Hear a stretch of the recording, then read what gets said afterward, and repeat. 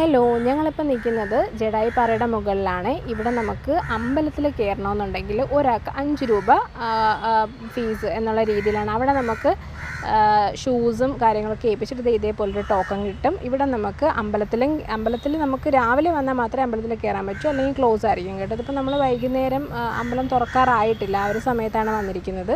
ഇവിടെ നമുക്കിത് ശ്രീരാമൻ്റെ പാദവും കാണാൻ പറ്റും. അത് കാണണമെന്നുണ്ടെങ്കിൽ അമ്പലത്തിൻ്റെ അകത്ത് കയറിയാൽ മാത്രമേ കാണാൻ പറ്റത്തുള്ളൂ. ഇതേപോലെയാണ് ഇതേ വന്നിട്ടുള്ളത്. ഗ്ലാസ്സൊക്കെ ഇട്ടിട്ട് നമുക്കിങ്ങനെ കവർ ചെയ്തിട്ടുണ്ട്. ഇതാണ് ശ്രീരാമൻ്റെ പാദം. അപ്പം ശ്രീരാമൻ്റെ തന്നെ ആരാധന തന്നെയാണ് അമ്പലത്തിൽ വരുന്നത്.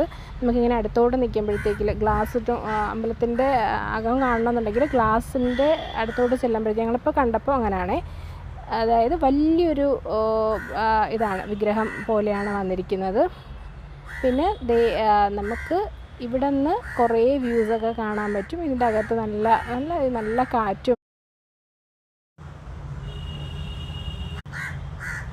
അതുപോലെ തന്നെ നല്ല അടിപൊളി വ്യൂ ആണ് കേട്ടോ. നമ്മളിവിടെ നിന്നിട്ട് നല്ല രീതിയിൽ നമുക്കിത് വ്യൂസൊക്കെ എൻജോയ് ചെയ്യുവാണ്. പിന്നെ അമ്പലത്തിൻ്റെ സ്പെഷ്യാലിറ്റി എന്ന് വെച്ച് കഴിഞ്ഞാൽ സാധാരണ രാവിലെ തുറക്കും, വൈകുന്നേരം വീണ്ടും തുറന്ന് ദീപാരാധനയൊക്കെ കഴിഞ്ഞ് സാധാരണ പൂജ പോലെ തന്നെ.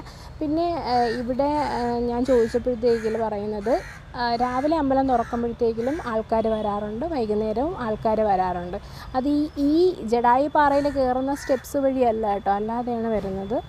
അപ്പോൾ അടിപൊളി ആയിട്ടുള്ളൊരു വ്യൂ ആണ് വന്നിരിക്കുന്നത്.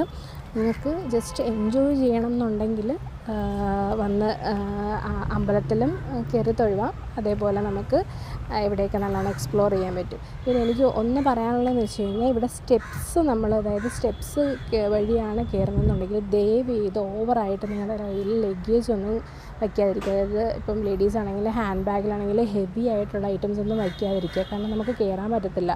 ആദ്യം നമ്മൾ ഭയങ്കര ഒരു ഇതിലൊക്കെ കയറും കേട്ടോ, പിന്നെ നമ്മൾ ടയേർഡായി പോവും.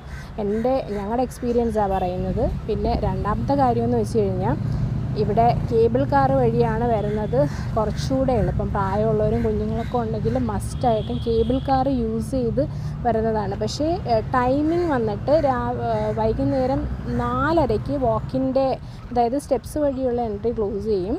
പിന്നെ കേബിൾ കാർ 6 മണി വരെ യൂസ് ചെയ്യാം. കാരണം കയറി വരണമെങ്കിൽ അത്രയും കയറണം. നമ്മൾ വിചാരിക്കുന്ന കണക്കല്ല. ഞാൻ പറഞ്ഞു, രണ്ടാമത്തെ വീഡിയോയിൽ പറയാനുള്ള നല്ല പോലെ ടയേർഡാവും. മോൻ നല്ല രീതിയിൽ ടയേർഡായി, കാരണം അവൻ്റെ ഹെൽത്തൊക്കെ നന്നായിട്ട് പ്രോബ്ലം ആയിരുന്നു. അപ്പം എല്ലാവരും ജസ്റ്റ് ജഡായിപ്പാറയിൽ പോകുന്നവർ ഇതൊക്കെ ശ്രദ്ധിക്കുക. Okay, by.